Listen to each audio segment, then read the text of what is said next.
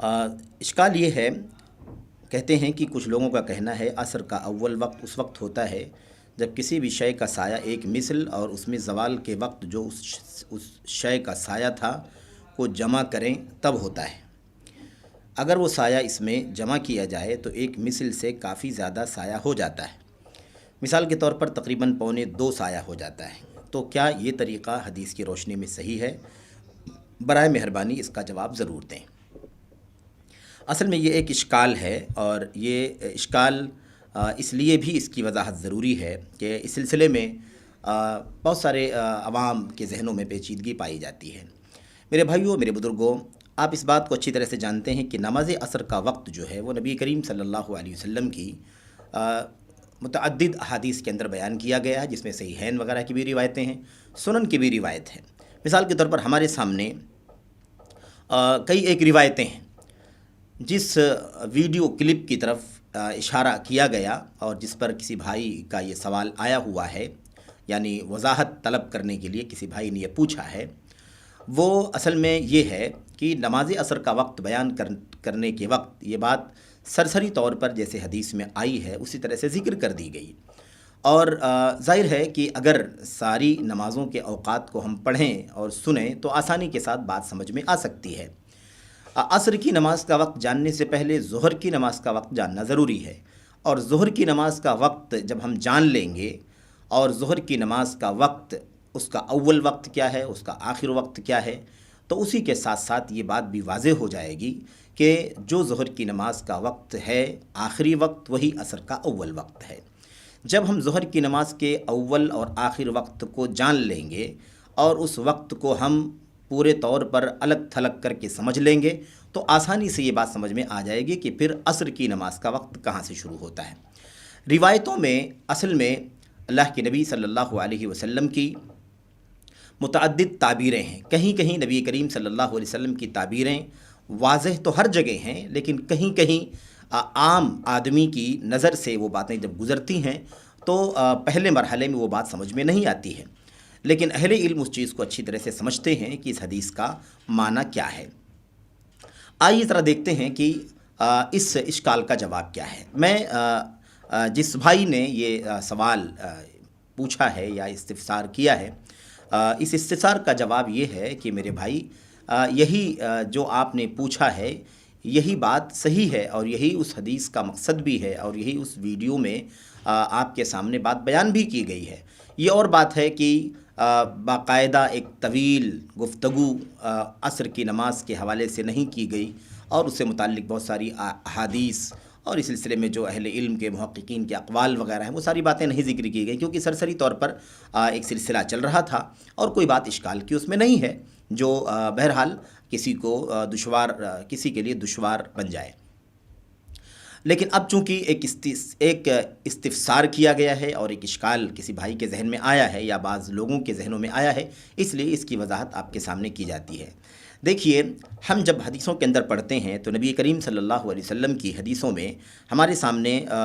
اس وقت جو ہے وہ سنن ابو داؤد کی روایت ہے، اس میں اللہ کے نبی علیہ الصلوۃ والسلام نے فرمایا کہ جبریل امین علیہ الصلوۃ والسلام نے مجھے عصر کی ظہر کی نماز پڑھائی، حین زالت الشمس وکان قدر الشراق۔ آپ نے مجھے ظہر کی نماز پڑھائی اس وقت جب سورج زائل ہو گیا، اور وکانت قدر الشراق، اور اس وقت جو سورج تھا یعنی دھوپ کا جو سایہ تھا وہ سایہ ایک جوتے کے تسمے کے بقدر تھا۔ یہاں قدر الشراق ہے، دوسری روایتوں میں مثل الشراق بھی ہے، یعنی شراق کے مثل۔ اور اس کے بعد کہتے ہیں وصلی بی العصر حین کان ظلہ مثلہ، اور مجھے عصر کی نماز انہوں نے پڑھائی اس وقت اس کا سایہ اس کے برابر تھا، اس وقت اس کا سایہ اس کے برابر تھا۔ اور اس کے بعد پھر مغرب وغیرہ کی نماز کا وقت بیان کیا گیا۔ اب یہاں پر ہمارے بھائی کو اشکال یہ ہے، ہمارے بعض بھائیوں کے اشکال یہ ہے کہ ظہر کی نماز کے وقت کے ساتھ یہ بات بیان کی گئی ہے کہ جب زوال شمس ہو گیا اس وقت ایک تسمے کے برابر یا ایک تسمے کے مثل سایہ تھا، اللہ کے نبی صلی اللہ علیہ وسلم کو جبریل امین نے نماز پڑھائی۔ اس کے بعد عصر کی نماز کب پڑھائی؟ جب چیز کا سایہ اس کے برابر ہو گیا، چیز کا سایہ اس کے برابر ہو گیا۔ اب یہ اشکال ہے کہ کیا عصر کی نماز کا وقت جس میں یہ کہا جا رہا ہے کہ چیز کا سایہ اس کے مثل ہو گیا، تو یہ چیز کے سایہ اس کا مثل ہو گیا، اس مثلیت کے اندر وہ جو ظہر کی نماز کے وقت سایہ تھا، وہ سایہ یا زوال شمس کا جو سایہ ہے وہ سایہ شامل کر کے ایک مثل مانا جائے گا، یا وہ سایہ چھوڑ کر کے ایک مثل مانا جائے گا؟ یہ ہے اشکال۔ اسی لیے ہمارے بھائی کہتے ہیں کہ اگر اس کو شامل کر کے مانا جائے تو سایہ ایک مثل نہیں ہوگا، بلکہ زیادہ ہو جائے گا، کبھی 1.5 ہو جائے گا، بلکہ 1.25 ہو جائے گا۔ اور میں کہتا ہوں کہ یہی نہیں، بلکہ کہیں کہیں 2 ہو جائے گا، بلکہ 2.25 بھی ہو سکتا ہے، ایسا بھی ہو سکتا ہے، اس میں کوئی شک کی بات نہیں ہے۔ لیکن میرے بھائیوں، یہاں پر آپ اگر تھوڑی سی توجہ دیں تو بہت آسانی سے بات سمجھ میں آ سکتی ہے کہ جب ظہر کی نماز کا وقت بدلا دیا گیا کہ وہ زوال شمس کے وقت ہوتا ہے، تو زوال شمس کے وقت جو سایہ ہے وہ سایہ تو ظہر کی نماز کے وقت کا سایہ ہے۔ اب ظاہر سی بات ہے کہ یہ سایہ ظہر کی نماز کے وقت کا سایہ ہے، ظہر کی نماز کے وقت کی تعین اس سایہ کے ذریعے سے کی گئی ہے۔ اب یہ تو وقت ظہر کا ہے اور وقت ختم ہو گیا، ظہر کے ساتھ وہ جڑا ہوا ہے۔ اس کے بعد نبی کریم صلی اللہ علیہ وسلم نے جب عصر کی نماز کا تذکرہ فرمایا تو آپ نے فرمایا جب ہر چیز کا سایہ اس کے مثل ہو گیا۔ تو اب ہم کو تو بالکل آسانی سے یہ بات سمجھ لینی چاہیے کہ یہ جو چیز کا سایہ اس کے مثل ہونا ہے یہ پورے طور پر ہونا ہے، یعنی ایک چیز کا سایہ اس کے مثل ہونا ہے اس وقت کے بعد جو ظہر کی نماز کا وقت تھا۔ ظہر کی نماز کے وقت جو سایہ تھا اس سایہ سے ہمیں کوئی لینا دینا نہیں ہے، اب اس کے بعد ہمیں ہر چیز کا سایہ ایک مثل چاہیے۔ یہ ہے اصل میں صحیح معنی۔ جو اشکال بھائی کے ذہن میں ہے یا ہمارے احباب کے ذہن میں ہے وہ اشکال یہی ہے، اور وہ اشکال ختم ہو جانا چاہیے، کیونکہ میرے بھائیو اسی حدیث کے اندر صراحت ہے، اور یہی وجہ ہے کہ علامہ البانی رحمۃ اللہ علیہ نے عصر کی نماز کا وقت جب بیان کیا، ظہر کی نماز کا وقت جب بیان کیا تو اس چیز کو واضح کر دیا کہ جب ہر چیز کا سایہ اس کے مثل ہوگا ظہر کے وقت کے سائے کو چھوڑ کر کے۔ کیوں کہتے ہیں؟ اس لیے کہ اللہ کے نبی علیہ الصلوۃ والسلام نے فرمایا ہے حین عصر کی نماز کب پڑھائی؟ حین کان ظلہ مثلہ، جب چیز کا سایہ اس کے مثل ہو گیا۔ تو چیز کے سائے کو اس کے مثل چاہیے،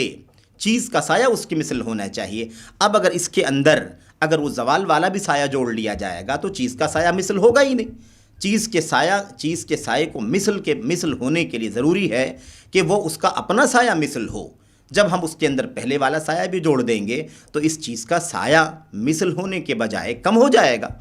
نقص ہو جائے گا اس کے اندر۔ تو اسی سے استدلال کرتے ہوئے خود علامہ البانی رحمۃ اللہ علیہ نے یہ بات کہی ہے۔ بہرحال میرے بھائیوں، خلاصہ کلام یہ ہے کہ جو عصر کی نماز کا وقت ہے وہ عصر کی نماز کا وقت اللہ کے نبی علیہ الصلوۃ والسلام کی حدیث کی روشنی میں جب ہر چیز کا سایہ اس کے مثل ہو جائے، اول وقت کی بات چل رہی ہے، یہ اپنا ہے، اپنا وقت،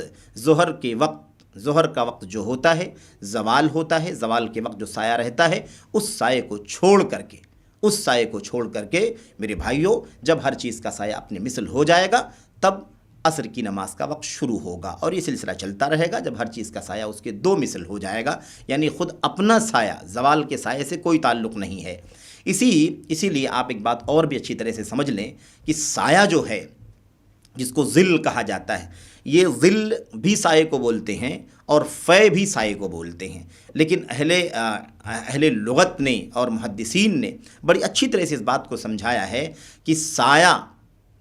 اس وقت ظل کہلاتا ہے، یا سائے کو اس وقت ظل کہا جاتا ہے جب وہ زوال سے پہلے ہوتا ہے، زوال سے پہلے کا سایہ، اور اس کے بعد شام جب ہو جائے، دیر ہو جائے، تب تو اس کو ظل کہتے ہیں، لیکن زوال کے بعد جب دن ڈھل جاتا ہے